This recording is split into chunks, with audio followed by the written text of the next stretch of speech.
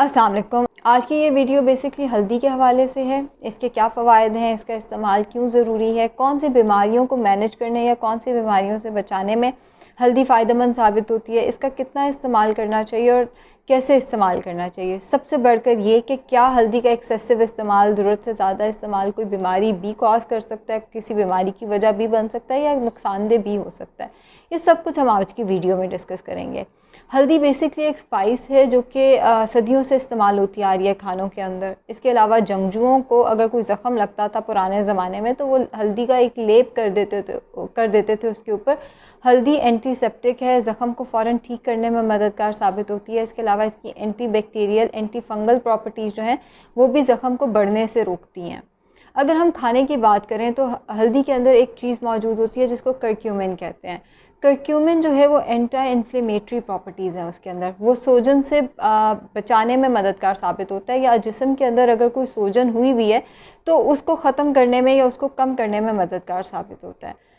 अगर तो बॉडी के अंदर कोई सोजन है जो ज़्यादा देर तक चलती है तो वो बहुत सारी बीमारियों की वजह बन सकती है। और कई दफ़ा ये होता है कि किसी बीमारी की वजह से हमारे जिस्म में सूजन हो जाती है जो कि बहुत ज़्यादा पेनफुल भी साबित हो सकती है, जिसकी वजह से बहुत ज़्यादा हम तकलीफ़ में भी मुब्तला हो सकते हैं। पहली चीज़ जो आई वो ये है कि इसकी एंटी इन्फ्लेमेटरी प्रॉपर्टीज़ हैं। दूसरी चीज़ ये है कि यही करक्यूमिन जो है ये एंटी ऑक्सीडेंट प्रॉपर्टीज़ भी रखता है। एंटी ऑक्सीडेंट प्रॉपर्टीज़ से मुराद ये है कि जिस्म के अंदर अगर कोई जहरीला मफ़ाद है, कोई फ्री रेडिकल्स हैं, तो ये उसको अपने साथ बाइंड करके उसको अपने साथ जोड़ के जिस्म से निकालने में, जिस्म से फ्लश आउट करने में मददगार साबित होगा, जिसकी वजह से बहुत सारी बीमारियों से हम बच सकते हैं। हल्दी बहुत सारी बीमारियों से लड़ने में और बहुत सारी बीमारियों से बचाने में हमें बहुत ज़्यादा मददगार साबित होती है। सबसे पहली चीज़ आती है अल्सर्स। जैसे मैंने पहले जिक्र किया, अगर जंगजुओं को कोई चोट लगती थी तो उस पर हल्दी का लेप किया जाता था। अगर हमारे मैदे के अंदर कोई चोट लगी हुई है, अल्सर बना हुआ है, हम उस पर कोई दवाई तो नहीं लगा सकते इंटरनली, कोई उस पर लेप तो नहीं कर सकते, लेकिन हल्दी का इस्तेमाल जो है वो काफ़ी फ़ायदेमंद साबित हो सकता है इस केस में। हल्दी जो है वो एंटीसेप्टिक के तौर पे काम करेगी, अल्सर को ठीक करने में मददगार साबित होगी। इसके अलावा जैसे मैंने बताया कि ये एंटी इन्फ्लेमेटरी प्रॉपर्टीज़ हैं, एंटी ऑक्सीडेंट प्रॉपर्टीज़ हैं इसके अंदर, सो ये कैंसर से बचाने में भी काफ़ी हद तक मददगार साबित होती है। एंटी ऑक्सीडेंट्स जब सारे फ्री रेडिकल्स को अपने साथ बाइंड करके बॉडी से बाहर निकाल देंगे तो कैंसर होने के चांसेस, ऑल्दो कैंसर की बहुत सारी वजूहात हैं, अगर फ्री रेडिकल्स की वजह से कोई मसला होना है तो उस तरह उस टाइप के कैंसर को रोकने में हल्दी जो है वो मुआवन साबित होगी। एथराइटिस एक ऐसी बीमारी है जो कि ऑटो इम्यून डिज़ीज़ जिसे हम कहते हैं। ऑटो इम्यून डिज़ीज़ से मुराद ये है कि हमारी अपनी ही बॉडी हमारे ही ख़िलाफ़ रिएक्ट करना शुरू कर देती है। एथराइटिस की अनफॉर्चुनेटली अभी तक कोई दवाई नहीं आई और ये बीमारी इंतहाई पेनफुल होती है। इसमें जिस्म के अंदर जगह जगह पे सूजन हुई होती है। एथराइटिस का पेशेंट कभी हाथ नहीं हिला पा रहा होता, कभी वो टांगें नहीं हिला पा रहा होता सूजन की वजह से। हल्दी उस सूजन को कम करती है, उस पेन को रिलीफ़ करने में मददगार साबित होती है, उस पेन को कम करने में मददगार साबित होती है। अनफॉर्चुनेटली एथराइटिस का अभी तक कोई इलाज नहीं है, लेकिन हम इसको फ़िज़ियोथेरेपी के साथ, दवाइयों के साथ, डाइट के साथ कुछ हद तक मैनेज कर सकते हैं। उसमें से एक चीज़ आती है कि हल्दी का इस्तेमाल रेगुलरली किया जाए तो एथराइटिस के पेशेंट को काफ़ी हद तक रिलीफ़ मिलता है।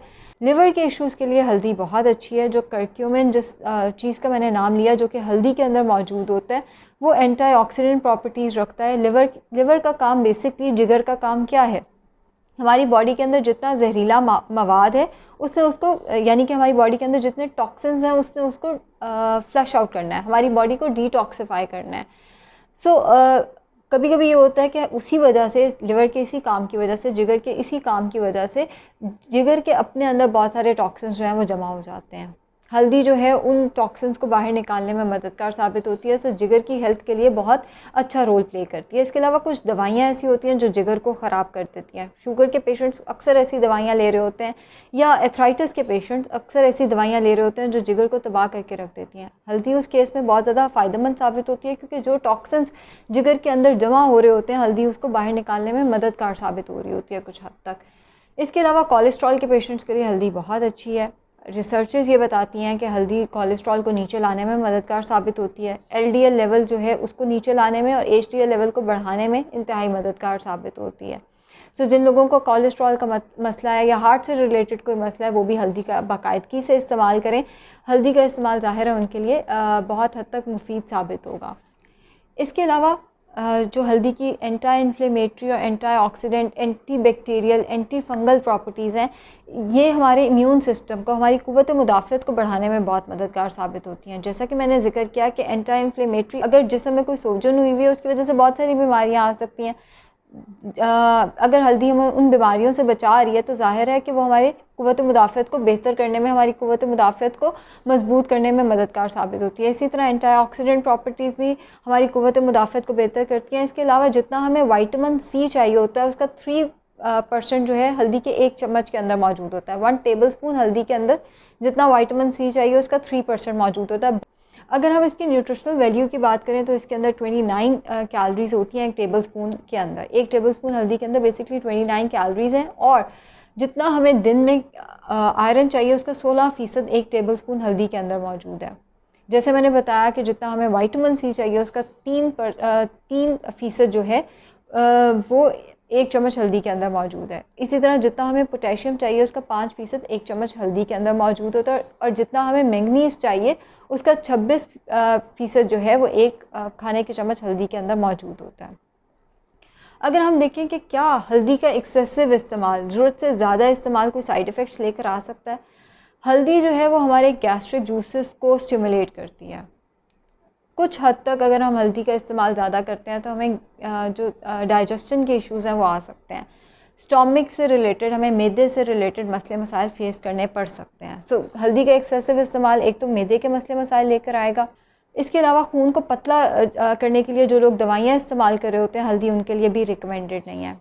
कर सकते हैं इस्तेमाल, ज़रूरत से ज़्यादा उसका इस्तेमाल नहीं करना है। ये इसका ज़रूरत से ज़्यादा इस्तेमाल कुछ हद तक खून को पतला कर सकता है। उसकी वजह ये, जैसे मैंने बताया, कोलेस्ट्रॉल को ये नीचे लेकर आती है, LDL को नीचे लेकर आती है। शायद इनडायरेक्टली यही वजह बनती है कि हल्दी, कुछ रिसर्चेस ये कहती हैं कि खून को पतला करती है। इसके अलावा ये लेबर पेन इंड्यूस कर सकती है। सो प्रेग्नेंट फीमेल्स जो हैं, हामला ख़वातीन जो हैं, वो हल्दी का ज़रूरत से ज़्यादा इस्तेमाल हरगिज़ मत करें। कितना इस्तेमाल करना चाहिए? कम से कम आप 1 चुटकी हल्दी दिन में ज़रूर इस्तेमाल करें। वैसे इसका जो रिकमेंडेड इनटेक है वो ये है कि आप 1-1 चम्मच, 1-1 चाय का चम्मच दिन में 3 वक्त इस्तेमाल करें। 1 चाय का चम्मच दिन में 3 वक्त, क्योंकि जो कर्क्यूमिन है वो ज़्यादा देर बॉडी के अंदर स्टे नहीं करता। अगर आप एक ही वक्त में इकट्ठे 1 टेबलस्पून हल्दी खा लेंगे तो उसका आपको कोई फ़ायदा नहीं होगा। 1-1 चाय का चम्मच करके आप नाश्ते में, अगर आप ऑमलेट ले रहे हैं, आप ऑमलेट के अंदर भी हल्दी का इस्तेमाल कर सकते हैं।